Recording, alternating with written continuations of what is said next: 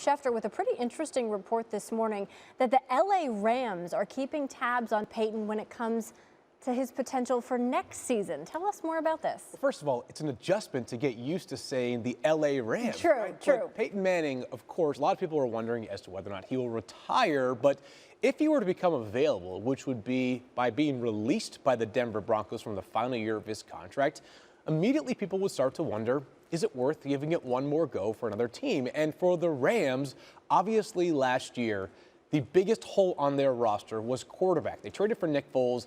That did not work out. Case Keenum was the starter at the end of the season, and they've sort of acknowledged him as a possible starter entering next year. But there's no doubt about it. For a team that has plenty of talent, especially on the defensive side of the football, Peyton Manning, at the very least, would be a launching point for this team into the future. And you can imagine that the Rams, in their first year in one of the biggest media markets in the country, would love nothing more than to have a quarterback who would make each home game for them an immediate draw in their first year in their re-existence in Los Angeles. Yeah, it's hard to imagine that it could come to fruition. Of course, Peyton, he's not answering questions about his retirement much as they're asked. And John Elway, for his point, has said, we're not talking about the future yet. We've got a game to play.